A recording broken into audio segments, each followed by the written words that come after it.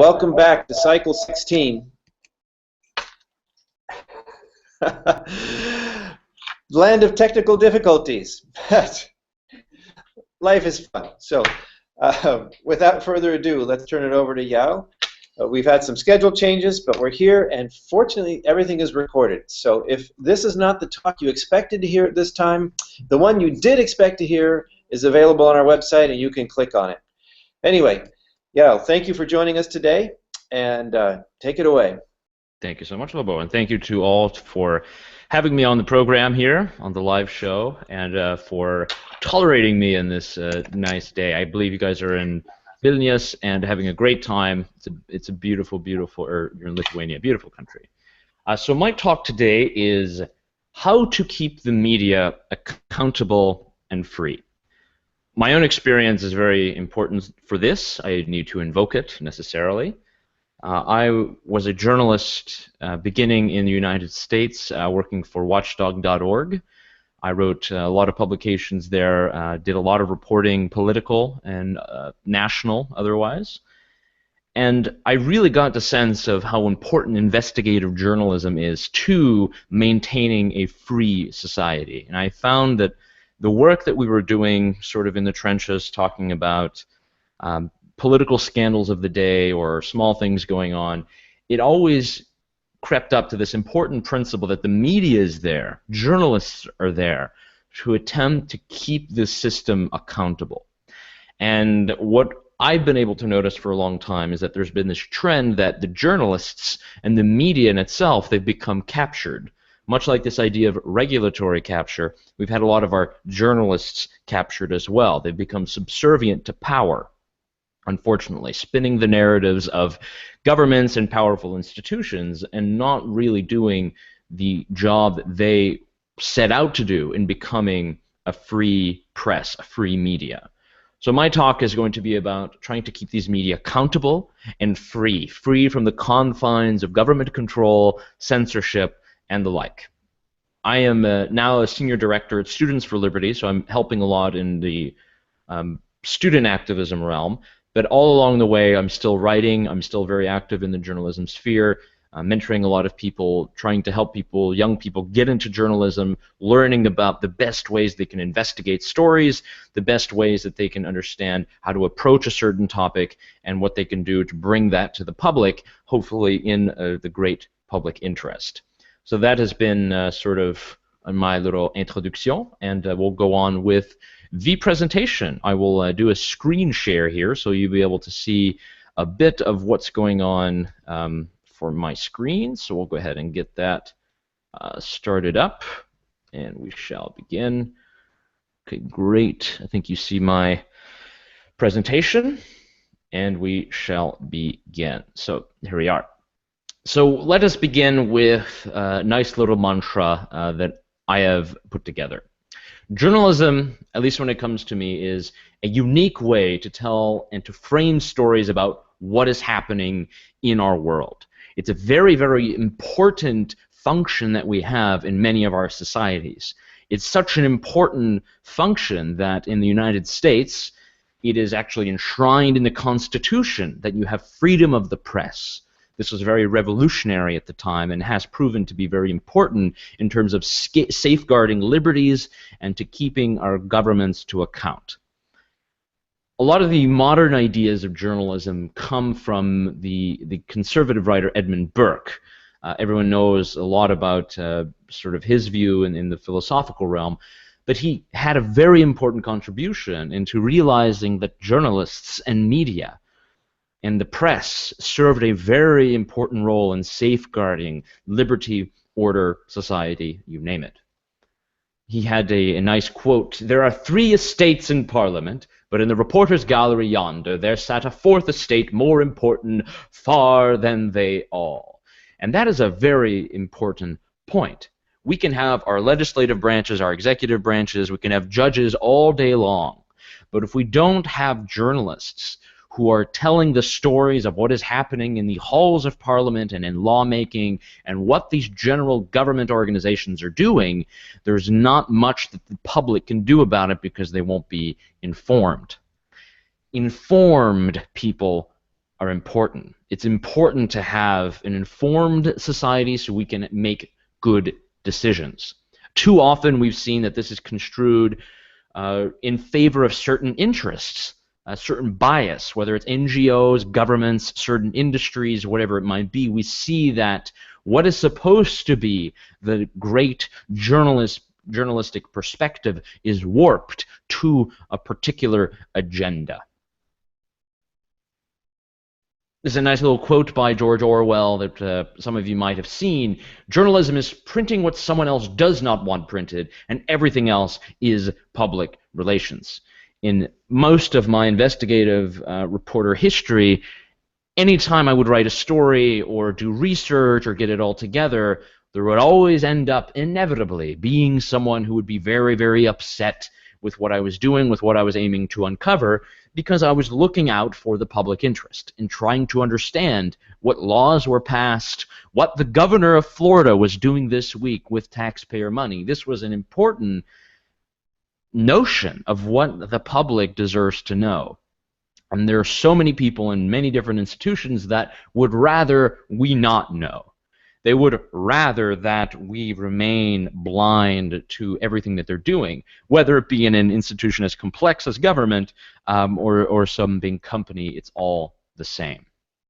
So the media that we know today really began with the individual newspapers and journals, and today that is warped into 1,000 different outlets that we have, online, television stations, radio, podcasts, you name it. Today, media has become very democratized and is in a million different forms, and I think this is great. It's great for many good reasons, and we have these type of outlets so that we can be informed, we can make good decisions, and we can generally try to figure out and understand the key functions of the governing institutions which are above us. And that's generally what I would say journalism is very important to be there for. It's a check on political and economic power. These large institutions, they have this kind of, this behemoth mentality. They have zero incentive to expose any kind of lies or mistakes or secrets that they're guarding. This is inevitable in any case when we have whistleblowers and governments cracking down on them. Therefore, why we need journalists and why we need them to be free to do their jobs is because they're providing the rudimentary facts for countering that state narrative. That's the narrative of government control. If we can find a way to counter the propaganda offices of the government, and I say propaganda offices, in many Western countries we don't go by this name. In some countries around the world they still do use this name. I was recently in Vietnam, and that was a very, very interesting test of what it means to be a free journalist. Vietnam is a place that does not have much press freedom. It is governed entirely by the Communist Party. All opinion must align with the party's vision and philosophy. There's not really any kind of dissent that you can have in the press in a place like Vietnam. So there's no way that if the government is coming out with reports about how they need more income from people and have to raise taxes, there's no dissent that can be allowed from these journalists who otherwise would be sharing this information and informing the public. Now, that is a disservice to the Vietnamese population, and it's a disservice to young people especially, and many other people who would like to figure out the best way that they can live in their society, be free to start businesses, go to school, provide in the economy, or do whatever they need to do. So that's why I believe that keeping a media very free and accountable is incredibly important, and we need them. We need to have journalists, and we need to have a functioning media. There are a million reasons for this. Again, journalists, as far as I see it, are the historians of the present. The stories that they write today, the articles that they write, their analysis today will frame history. All the stories that we hear about today will be forever guarded in posterity by the journalists that etch those first words. So they cannot allow the facts to be misrepresented and a narrative crafted only by the state. And I use the state here because the state has a huge apparatus for aiming to crush any kind of dissent or civil society. And that's why I believe it's very important. That's why you need to have good journalism, good journalists, and good media. They will serve as a corrective mechanism to all the bad actors and also the bad ideas. This is not just about people, but it's also about philosophies, governing philosophies, how governments approach certain problems or how companies approach certain problems. The best way that we can counter this is with good information that we have from very good journalists. What I've done here is I've ranked it down. 4 important factors for keeping media accountable and free. And there are four important factors that will go into this and do seem to be the biggest factors that will sway what would be otherwise good practice by journalists. Number 1, ratings. Sex, war, and violence. They sell incredibly. The more people that are watching, the more that the audience itself can be sold. I worked for television news for a while and saw this firsthand. You have the advertising department that's working with all the companies and what they're able to do. They want more people watching. So how do you get more people watching? You make sure that there's some kind of entertainment value that people will continue watching. You put more sex on there, more war, more violence, put on more flashy videos and all of these things, and you're going to get more people watching. That's created an incentive for the media that kind of allows them to depart from their original goal. We can talk about that a bit later. But that's at least one very, very important factor, and that leads to advertising. This is incredibly important also because we have a huge decline in the number of advertisement dollars that are going to traditional newspapers. It's now totally on the online outlet realm. So it's been very, very interesting to see how this has helped for the new non-profit media ventures. There are a lot of them out there, ProPublica, the Franklin Center for Government and Public Integrity, where I used to work, much the same. They can kind of avoid the pitfall of having to continuously reach out to advertisers, but they're often slandered by the traditional media, those being the New York Times, Boston Globe, Independent Tribune, any of these big papers in the United Kingdom. It's not in the interest of the establishment media to have new nonprofit news organizations who are very, very sort of intrigued by particular topics. It's not in their interest to have these people existing. So you do have a lot of competition there. And the advertising part is very important. We've seen that there has been a huge focus in many newspapers or many media outlets on certain topics, or they've avoided other topics because it would upset advertisers. Now, generally, is this a good thing to have? I would argue no. It's sort of a necessary evil, advertising. It's the way that we fund our media now. We're too used to getting free media, being able to click and share and everything else and never having to pay for it. You do need to have advertising, but what's being sold then is the audience. So that's another point. Another factor, very, very important, is power. The news media have to find a way to go to the bombastic people. These are the ones who will provide the good quotes and have good stories. And really, they're going to be the ones who are going to craft the narrative. And these are generally people in power. If you can imagine in any of our countries, at least here in Europe or around the world, if people are in the coalition government or people are in the president's administration, wherever it might be, they're able to sway what the media is talking about by whatever they frame, by whatever issues they take up, whatever it might be. This has changed every single day, and we see that journalists have kind of gotten in this cozy relationship where they forego all pretense of covering people objectively for the promise of close access. A good example is the press corps, which follows President Barack Obama around. As long as they follow the narrative, don't ask too many questions, they're allowed to travel with the president, they get to go on Air Force One, they get to hang out, they go to the state dinners and the parties, If you're a journalist on the White House press corps, it's in your interest to not question the government too much, not to ask too many hard questions, and generally not to fall in line. So that is a very, very important point, and we will have many journalists who will concede all of their power that they have in holding the pen and in holding government to account. They will give that up in order to have access.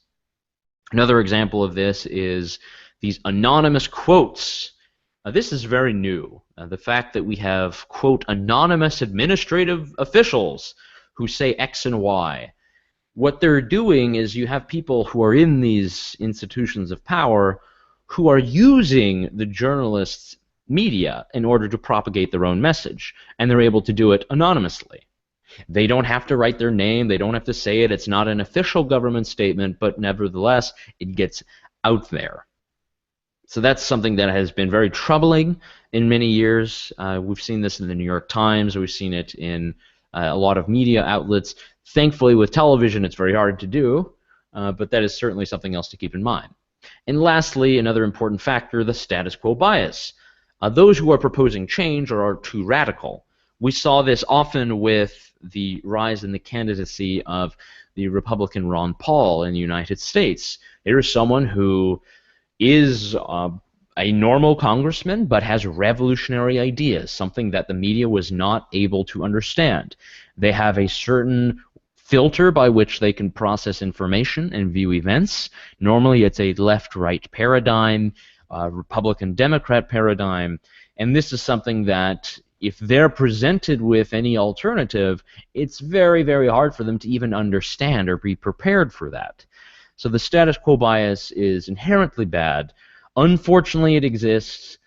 Thankfully, with alternative media, some of this is changing. I think many of you, likely if you're listening in on this, it shows that you are interested in other ideas, not necessarily in following the mainstream news of the day, but actually understanding issues a bit deeper and having a good perspective. So I do applaud you for that. I think it's a very good thing, and we should continue to do that. Now, the next portion that I'd like to get into is circumstances or examples where we've seen the media led astray. The first example I'm going to use is taught in many universities in media studies when they're talking about the influence of media and government policy. And that case is the Spanish-American War in the beginning, and the case of the USS Maine. It was in the harbor of Havana, Cuba, as it was at the time where the Americans had a military presence, and there was some kind of explosion which sunk the ship, a huge destruction of it. This was very, very big in the news. This was actually seized by the newspaper publisher William Randolph Hearst. He was able to see that there was an opportunity to blame the Spanish to cater to his interest. His interest was to blame the Spanish and to ultimately try to spark some kind of civil war that would rout the Spanish out of Cuba, out of the Philippines, and generally lead the U.S. to have more power.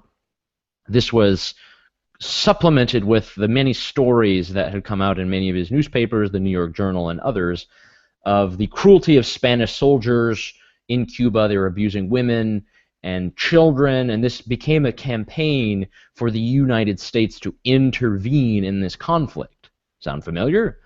There were many slogans that were used. Remember the Maine, to hell with Spain. And the kind of famous quote that's thrown around was allegedly said by William Randolph Hearst, in which he was speaking with a journalist there who was working for his newspaper who had gone to see if there was a conflict between what was going on between the United States and Spain, and he came back and kept saying, no, there's nothing going on. This is when William Randolph Hearst said, you furnish the pictures and I'll furnish the war. There's a lot of good research you can do on this. It's a very piecemeal case. Very interesting and fascinating to see the role of the media here, specifically in leading the policy that eventually led to the United States intervening in Cuba. If any of you have seen the movie with Teddy Roosevelt, who hops upon his horse, he was at this point Assistant Secretary of the Navy, and led this charge on San Juan Hill to rout the Spaniards out of Cuba. And it's due to that intervention that we still today, the United States at least, has Guantanamo Bay, interestingly. So this is a very important sort of case study to look at. A lot of scholarship has gone into what a lot of the newspapers were saying at that time and how they pushed policy and generally crafted opinion. If you're someone who's not a big fan of war, you see this as a problem. If you're someone who is generally a huge fan of war, then you can see that this is a good tool to use. Next, I'm going to play a clip. I think the sound should work. This is from the great classic movie Citizen Kane, written by Orson Welles and starred in by Orson Welles and also directed, voted by many to be the greatest movie of all time. In this, he actually tells the story of a similar newspaper magnate, Charles Foster Kane, very similar story to William Randolph Hearst, and this is the scene that I just described that happened in real life, but this is the movie depiction about a ongoing war in Cuba and a war with Spain. So let's listen to this clip. Is that really your idea of how to run a newspaper? I don't know how to run a newspaper, Mr. Thatcher. I just try everything I can think of. Charles, you know perfectly well there's not the slightest proof that this armada's off the Jersey Hello, coast. Mr. Bernstein. Excuse me, Mr. Can you Kane. prove it isn't? This just Mr. came Bernstein, I'd like you to meet Mr. Thatcher. I'll just How do you do, borrow Mr. Thatcher? Leland, Hello. Mr. Thatcher, my ex-guardian. From We have Cuba. no secrets from our readers, Mr. Bernstein. Mr. Thatcher is one of our most devoted readers. He knows what's wrong with every copy of the Inquirer since I took over. Read the cable. Girls delightful in Cuba, stop. Could send you prose poems about scenery, but don't feel right spending your money. Stop. There is no war in Cuba. Signed, Wheeler. Any answer? Yes, dear Wheeler, you provide the prose poems. I'll provide the war. That's fine, Mr. Kane. Yes, I rather like myself. Send it right away. I came to see you about Yes, this campaign of Thatcher. yours. You see, quite a campaign against the Public Transit Company. Mr. Thatcher, do you know anything we could use against them? Still the college boy, aren't you? Oh, no, Mr. Thatcher. I was expelled from college. A lot of colleges. You remember. I remember. Charles, I think I should remind you of a fact that you seem to have forgotten. Yes. That you are yourself one of the largest individual Mr. Thatcher. stockholders in the Public Transit Company. The trouble is you don't realize you're talking to two people. As Charles Foster Kane, who owns 82,364 shares of public transit preferred, you see, I do have a general idea of my holdings. I sympathize with you. Charles Foster Kane is a scoundrel. His paper should be run out of town. A committee should be formed to boycott him. You may...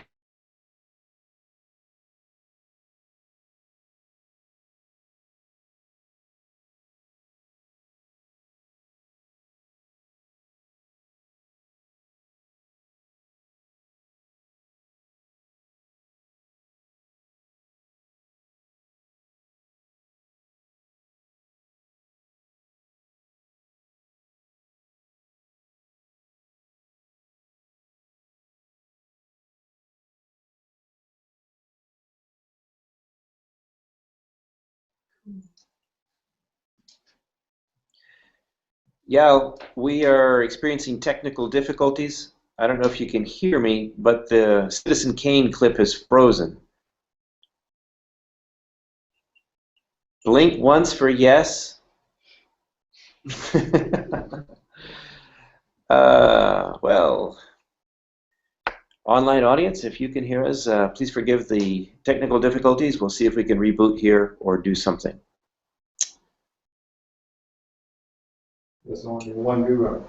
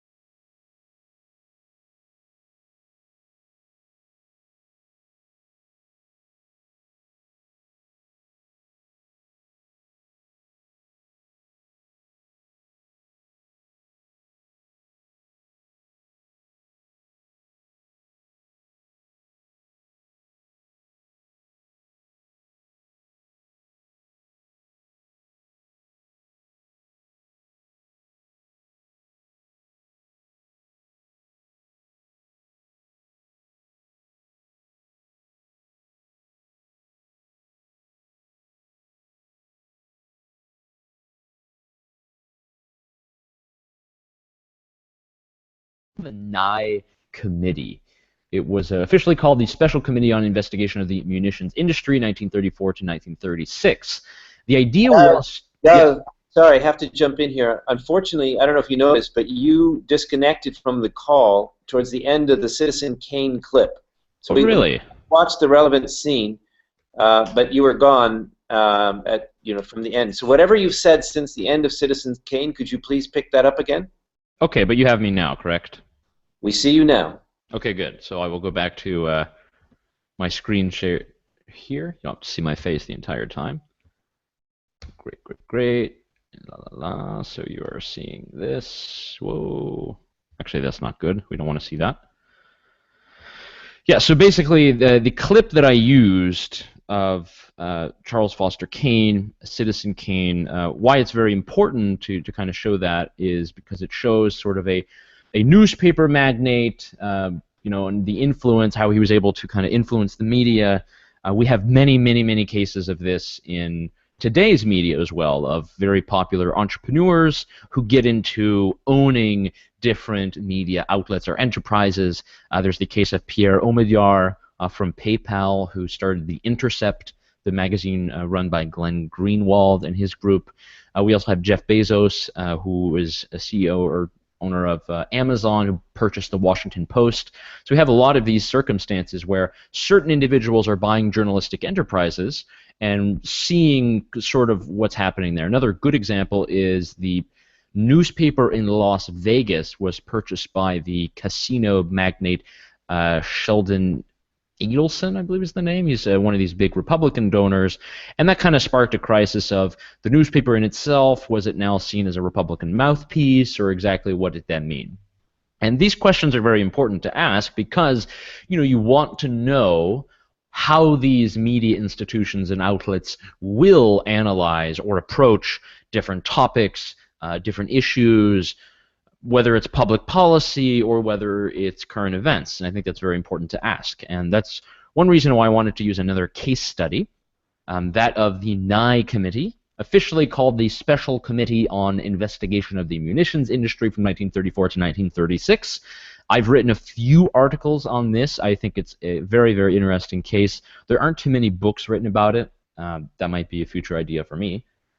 The idea is that a committee was formed by a senator from North Dakota because he had read a good amount about the lobbying of a lot of these munitions industries, basically gun manufacturers, bullets, bombs, missiles, and the like, and sort of their manipulation of the media and of policymakers right before the First World War. So from 1915, 16, all the way to 1917 in April, when the United States finally declared war and entered. Basically, he was looking at the influence that a lot of these industries had on that decision. And this allowed the term military-industrial complex to kind of come up. And because of this committee, it was actually responsible, I guess the historians today say this, they were responsible for the United States passing 4 different neutrality acts during the 1930s, urging for non-intervention in Europe, no need to intervene into what's going on in Europe. Obviously, this did change, but the committee report and what they came up with did sway the public and the media in general to being sort of very, very wary of and skeptical of intervening in future wars because they saw that this had positively benefited many different manufacturers of arms and missiles and projectiles and the like.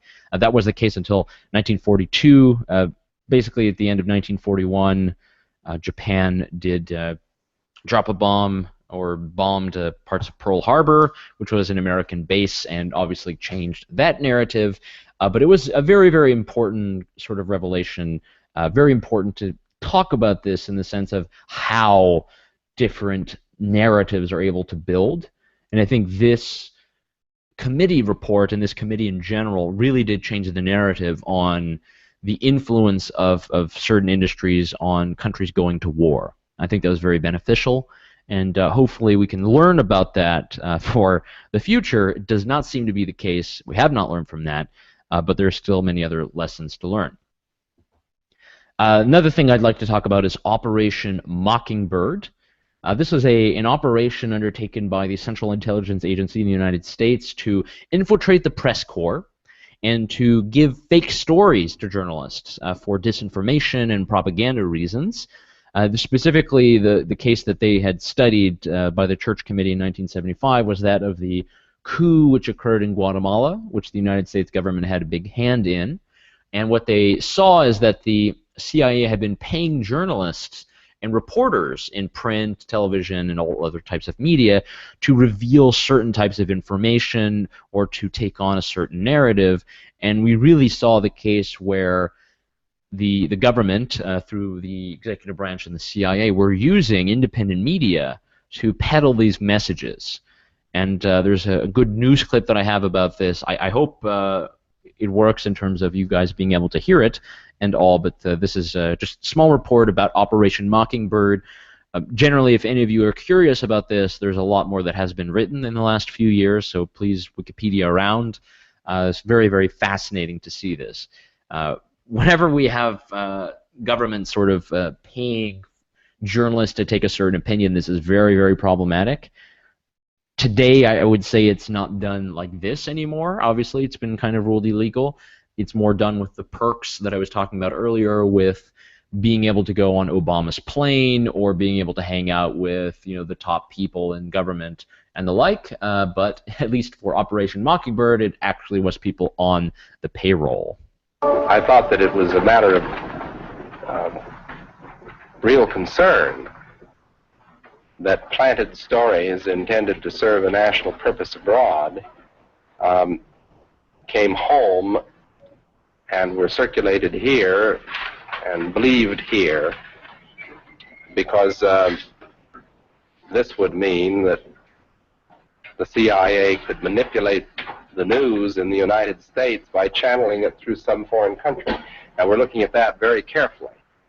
Do you have any people being paid by the CIA who are contributing to a major circulation American journal? We do have people who submit pieces to American journals. Do you have any people paid by the CIA who are working for television networks? This, I think, gets into the kind of getting into the details, Mr. Chairman, that I'd like to get into in executive session. Yeah, of course, they did not want to answer that question. I will apologize, now that I'm in the beginning, because I'm using a lot of American examples, but I think the American experiment of media is just one of the richest ones to study, and it's also sort of my own background and where I've been a journalist the longest. I do currently live in Austria, here in Vienna, and been able to do a lot of great writing here locally and for different publications in Europe, but it's very, very easy to take a lot of cases from the United States, which has had sort of a lot of different media enterprises come up and a lot of different scandals, and just have a lot of very good examples that we can learn from in terms of how to attempt to keep the media accountable and free. So another example that I'm going to use is the Cronkite Moment. For those not familiar, Walter Cronkite was a very famous anchor on television, and publicly on the air, he gave a speech in which he basically said that Vietnam and the war in Vietnam had failed. At this point in time, you have to think that there were only these major stations, I think 3 channels. So that means that if you were the anchor and were able to express your opinion on the air, you had tens of millions of people listening to you and to your opinion, and it was really this moment on the news that many people today say did change the public's attitude towards the Vietnam conflict. And that's very, very important to state. By the use of the media kind of shaming the people in power and shaming the policymakers who had kept on Vietnam, that really went a long way to bring the misdeeds of these officials to the attention of the public. This is an ideal situation of what the media should be doing. rather than hiding or obfuscating or changing something or covering for certain politicians. We see that today with Hillary Clinton in these emails, many cases in Europe with different regimes that are saying certain things and get off the hook. This is what you want your media to do. This is why we have these media outlets and why they're supposed to be there, to bring this contradictory information, bring this contrary narrative that so many of us think in our heads. Obviously, that's our first reaction, but we just do not have the proof that we're able to use to press for our case. Unfortunately, many anchors since have not followed Cronkite's path. Anyone who was paying attention during the Iraq War invasion can very much see that. Many scandals happened, not enough, frankly, if you ask me, of journalists who are all gung-ho for the invasion in Iraq and generally citing all this evidence that the government had presented, quote-unquote evidence, sorry, and there was zero questioning, and that is just a huge failure on the part of media. Unfortunately, we have not learned much from that. Specifically, if you look at the interventions in Libya, if you look at the ongoing intervention and conflict in Syria, it's a complete just hodgepodge of so many different interests and groups and narratives and things being spun. There's been more focus on the scandals and fallouts, specifically with Benghazi in Libya, and the killings that happened at the embassy there due to the coordinated attack, and some of the fallout in Syria, thanks to the refugee crisis, which is currently playing out in all the capitals of Europe. So this is something important to keep in mind. This is why we have media. This is why we trust media outlets, to continue to provide the service that they do. And when we're failed by media, and when we're failed by these outlets, then it really does give us pause. Next time, we want to try to believe a lot of these media sources. If you have a media that is constantly not telling the truth, trying to change reality, or just spoon-feeding you what the government will be sort of saying today or tomorrow, that really makes you question everything they'll say afterwards. How can you trust the same journalists who were all in for the war in Iraq when it comes to handling cases of whistleblowers or future interventions or questions of democracy or republicanism or anything else? So that's a very, very important point to keep in mind. I'll play the clip here of Walter Cronkite and that pivotal moment that you will now have embedded in your minds forever. Say that we are closer to victory today is to believe, in the face of the evidence, the optimists who have been wrong in the past. To suggest we are on the edge of defeat is to yield to unreasonable pessimism. To say that we are mired in stalemate seems the only realistic, if unsatisfactory, conclusion.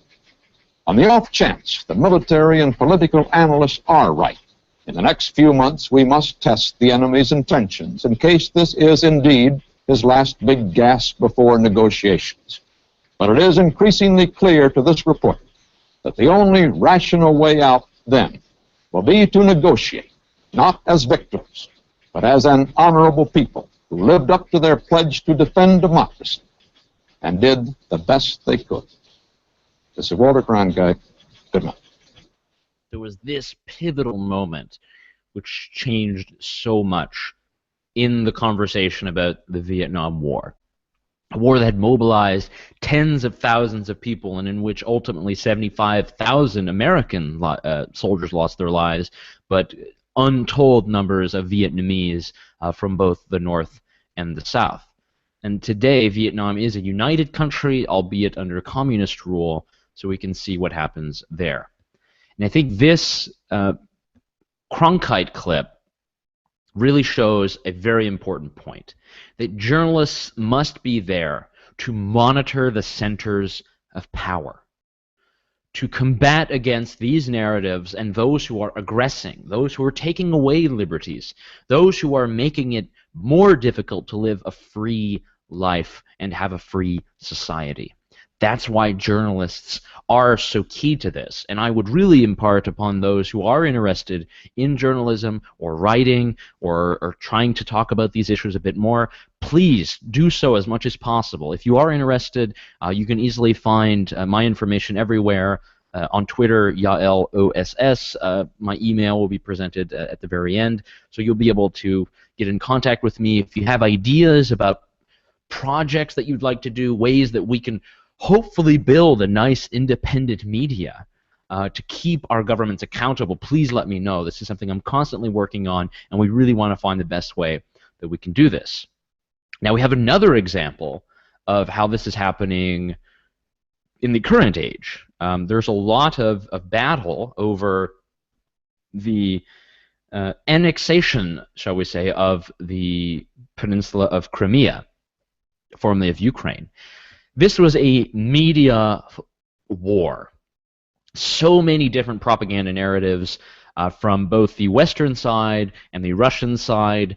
It was to the point that no one knew exactly what was going on, and still today it's very hard to understand.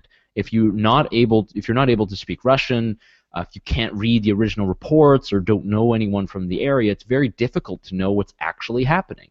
And that's why we tend to rely on our media and our journalists to be able to look into that. And there's a great example from Vice News. They did a great job in covering this and really provided on-the-ground reports and really were holding power to account. In this case, they were talking about the Russian government. I think many of you who are Lithuanians in the crowd are very sensitive to this and understand why it's important to have very accountable media and media who are not afraid to call it like it is. Чого ви прийшли? Щоб ми плакали отут і не спали ночами? Куди я піду? Я нас в церкві піду. А тоді?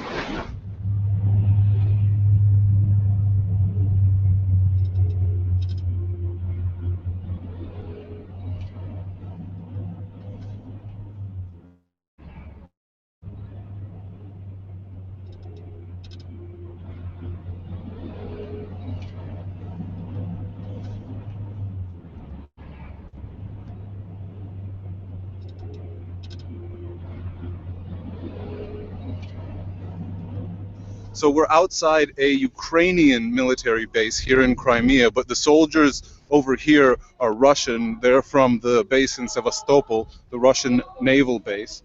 And they showed up here early this morning, tried to get into the base, but the Ukrainian soldiers here told them that if they did, they would fire back. So there's been quite a tense standoff here for the last few hours, with the Ukrainians behind the gate here and the Russian seems to be Marines all along the perimeter of the base.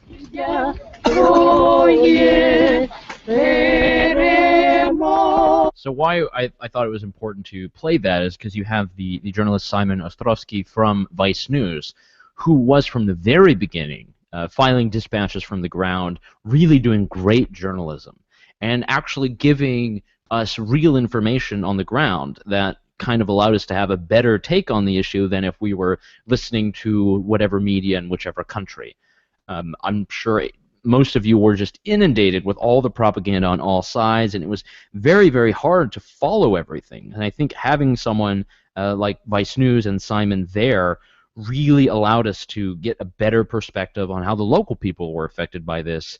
I'm still convinced today that we're not really going to know exactly what happened here until historians peel back sort of the narrative in a long time, but this gives us an idea of what journalists can do in these type of situations and how they can keep people accountable and how generally they can follow a model whereby people are better informed and can question a lot of these government interventions or generally where government is sort of taking on way too much control. So a journalist that I would like to highlight is a favorite one of mine. His name is Robert Fisk. He's an award-winning journalist from the UK, mostly writing for the UK Independent. He's been based in Beirut most of his life. He was one of the premier journalists covering the Iraq War and the conflict there. And he actually has been able to build up a good career.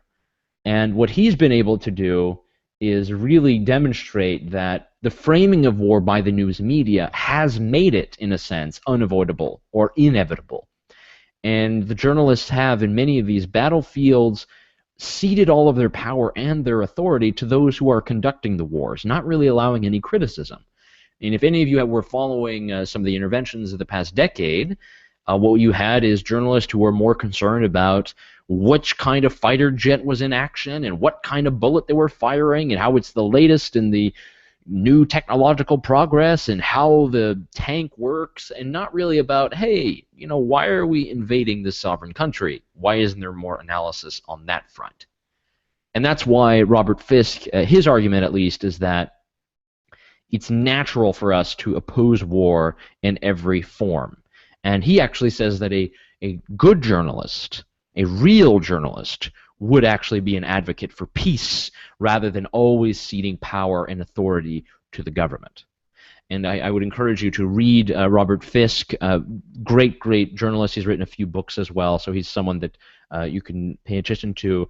There's a lot of great journalists. Another one in Germany is Lutz Klevemann, who's a very good journalist. I've met him a few times. He spoke at our European Students for Liberty conference in Prague earlier this year, so it was very good to see that. And there are hundreds of journalists doing this. I'm sure any of you from wherever you are, there are people who are doing great work in Lithuania, in Austria, in Italy, across the world, the United States. People are actually confronting their governments and doing a good job. And I wanted to share just a small clip from Robert Fisk to share a little bit of his ideals about journalism and how generally we can keep media accountable and free. But by and large, we've presented you, as we always do on television, with war as a bloodless sandpit. War, not as I see it, and you would if you go there, and there must be people here who were probably in Vietnam. I'm not the only person in this room to seeing war, I'm sure. But, you know, war is primarily not about victory or defeat. It is primarily about death. And it represents, I think, the total failure of the human spirit. But this is largely kept from you. It is an enormous irony that you'll see more of what we see in real war in feature films like Saving Private Ryan than you will on television, which is meant to be showing you the reality of war, which pretends that it is. But the war you see on television is basically a bloodless sandpit. And thus it allows people like President Bush and indeed my own dear former late Prime Minister, Tony Blair, to use war as a policy option, something we might have to do to bring about what we want, not as something which is in the national interest of our people to carry out for our own protection. We can lie to you about that. You know, I'm amazed, for example, that the New York Times had the whole Judith Miller saga of weapons of mass destruction based upon the language and words and information of Ahmed Shalabi, of all people. Then after the war, this massive, huge, boring, tedious mea culpa about how we should have asked more questions and we should have done this, etc., which the New York Times published.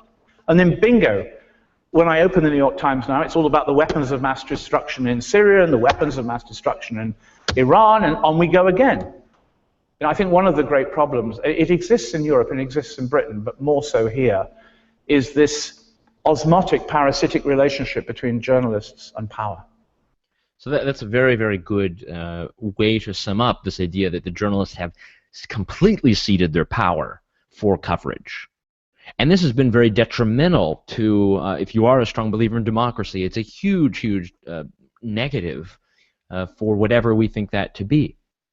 We've seen a huge escalation in what governments are allowed to do because journalists have not been asking the right questions. They have not been critical. And this is a very important point to state. And that's why we need to have more journalists asking these types of questions, getting involved, holding these people to account. The more that we're able to do that, and the better it will be in terms of trying to rebut any of these interventions by government, whether it be war, raising taxes, in more regulation, anything like that. And I think it's a very important point to state. And we see in that politicians and narratives are often left unquestioned. Journalists are not there to be just the mouthpiece for what politicians say. They're there to provide a balance, to filter so we can understand, so the broader public can get from a 2-hour-long intervention in the parliament we can understand what that means for you and for me and for everyone that we love and know in our lives. And we see this happen all the time. And the media is too complacent. There's a lot of manipulation of the media. If the politicians are favorable to terrible ideas, then what the media is supposed to do is to balance that. You know, give something else. Often you have many of the same people in the machine, and you see this with the language that a lot of people are using. The media becomes very complacent. They talk about slight interventions instead of all-out war, no-fly zones instead of, you know, just bombers in the sky, ground surges, or the idea of politicians managing the economy. I mean, these type of thoughts are perpetuated by media, and they're said by government, and they're shared and sort of multiplicated by media, and it becomes very problematic because it becomes true. It becomes a fact, even if it is not true, even if it is something amazingly insane that no rational person otherwise would concede to or would get into. So that is a very, very important point to make, and that's why we really have to be sure that the media is holding these people to account. And if the media aren't doing that, I'm very hopeful that we will have good forces in society who will rise up. A good example is WikiLeaks. WikiLeaks has been doing a great job uncovering a lot of different affairs or things that have happened, and they've been able to get the message out. They've worked with media, but in a way they've helped keep the media more accountable because they know they can leak the truth because the media won't in many circumstances. So they know that they've provided a good service to us. We're able to get good information, and it's great to have different organizations like this which spring up and are able to bring us the truth and at least able to counterbalance against these narratives and all kinds of different actors out there in society who otherwise would love to control our minds and have all of our opinions.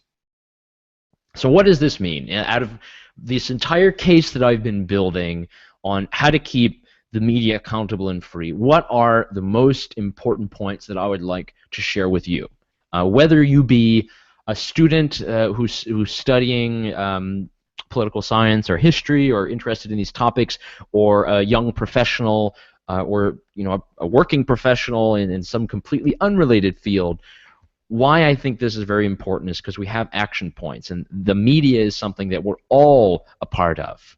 These national newspapers that we have in our countries, or media outlets or websites, we need more of these. We need as much of these that we can provide so that we're better equipped with information, we can better inform the populace, and we can at last make society more in the frame of what we would like to see. Now, if you're someone who's a classical liberal or a libertarian, you can understand exactly how to do that and what that means. And I think the best ways we can do this, these are my practical sort of ending points here, is to encourage practical investigating reporting, and we need to work to form coalitions, working with different groups who are very keen on getting this information out, whether it be WikiLeaks or any of these organizations dealing with refugees. If we are able to encourage good investigative reporting, then we can get better truth out, and we can get more information out, and we can actually understand what's really going on rather than just always through the government filter. So our aim is to try to arm citizens with good emotive facts that will help them to persuade them about, I say, the abusive nature of government. I think that that's just generally a focus that I think we can have in the classical liberal realm, but many people can take this from any different angle. It can be about whatever issue you believe is very important. We need to be able to load people with facts and information. You're creating that frame of mind if you're a journalist. And the last part that I would say is we need to concentrate these kind of resources on the most problematic institutions that exist, whether it be the European Commission or the European Union as a whole, or the Federal Reserve, or any of these ministries in any of your governments, or any of these regulatory agencies, or bad actors who are corporations. It doesn't matter who it is. We have to concentrate resources on that and equip good journalists to go after that. I think you understand why it's important. Hopefully I've laid out a good case for how we can do that, but I think we all have it in our own interest to continue to support good media that will hold our political, economic, and power institutions to account. I think that's very vital. I hope to continue doing that, sort of my own work as a journalist. And again, if any of you are interested in this a lot more, please feel free to contact me. If you're interested in how to get more involved in journalism and you don't really know where to go, please do contact me as well. We have a lot of different resources at Students for Liberty, but also with different partner organizations. Thankfully, we have a lot of people who are interested in these topics, and we have a lot of trainings as well, so generally there's a good amount of room that we have in order to try to inform the next generation of young people. So that is going to end the presentation part of what's happening here. Hopefully it was informative and important for you. That is kind of my angle, and of course I'm available for questions, and anyone can follow up with me at any time. And I have to thank Cycle for having me on. Hopefully it proved interesting or informative or whatever it might be. So thank you guys very much, and please do get in contact with me if you have any questions. Well, we will have them now. Any questions? First of all, thank you for your speech. You were talking about how sex, violence, and overall negativity attracts attention, and how one wins the day having journalists on their side. Is this what you think is happening with Donald Trump? Well, yeah, I mean, that's 100% exactly what's happening. He is a very good, I would say Donald Trump is actually the best media manipulator out there. So I think he knows, if you read his books, I mean, he makes it very clear, he knows the formula for how you get attention, and he's been able to build that into a presidential campaign. Whether or not you agree with him, that's what he's been able to do, and he's been able to persuade a lot of people. Someone that you can read with that is Scott Adams. He's the creator of the Dilbert cartoon. His blog, I believe it's just dilbert.com or .org, and he writes a lot about the persuasive power that Trump uses. And I think that that's something that has been just incredible to see, certainly from a journalistic perspective, because Donald Trump has to spend no money, just says bombastic things, and then is able to get his name published, and he gets all kinds of speaking slots, and his pictures carried everywhere. So definitely the media is in line with that, and they're playing into his hand. Whether that's a good or a bad thing, I'm not sure. Thank you. Other questions? Yeah. Go ahead. From your point, how can we find a reliable source of information? So in order not to get stuck with propaganda, because not only just newspapers right now publish different points of view. This is also a TV which confirms their point of view with a video. And let's say one TV channel shows you a video and make one comment, another one shows this situation just from another point of view. There is a video and there are completely other comments. It's like, completely different information we have. So how can we find a reliable source of information which, tells us? Yeah, I mean, there are plenty of different sources. Normally what I would state is you just find the well-read, smart people in your circle and just figure out what they're reading, what they're doing. There's always some kind of alternative media out there, and the alternative media provide a good example. I know there are some in Lithuania and elsewhere, but what I would also state is if you're not getting good information and you feel like there's no good information, then you just got to start it yourself and not be afraid to do that. This is how a lot of small blogs have started, and they become media empires. It's very encouraging to see that, because now it's actually much more individuals who are taking that on and see the importance. There's no golden newspaper or website where we can get all the information. Thankfully, using news aggregators, we can do that a lot better. Using RSS feeds, Google News and things, we're able to kind of cultivate all the best of news and get a good media diet. Really, that's been very helpful. Technology, I think, is bringing us to this point where we can be better informed and we can have better sources. So I'm very, very hopeful for that. Google killed its RSS reader, unfortunately, so a lot of people don't use it anymore, but I still use RSS. I think it's a great way to get a lot of different media sources, and generally I would just say this is probably the best way to do it. Just to follow up real quick on a fundamental level, do you believe that objective journalism is actually possible? No, no, no. I think it's gone. I think all journalists are a product of their own environment.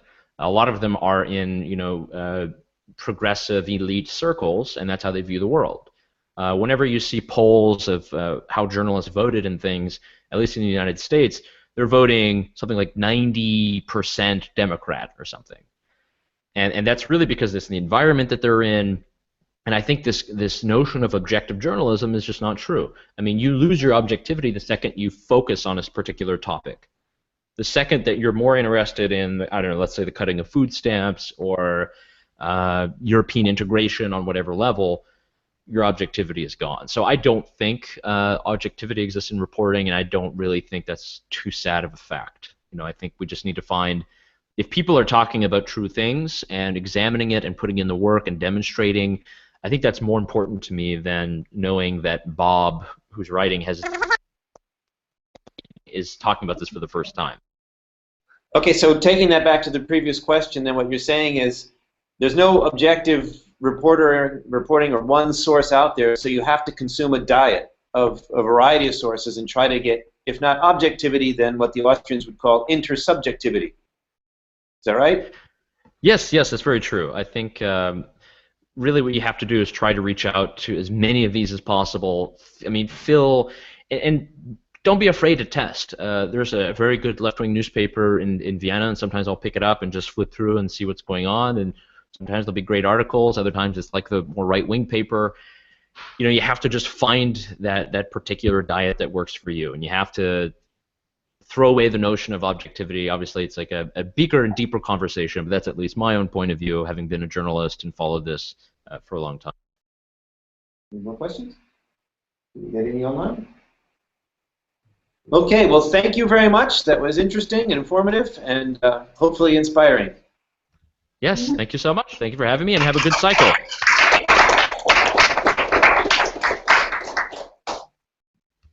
Thank you all very much.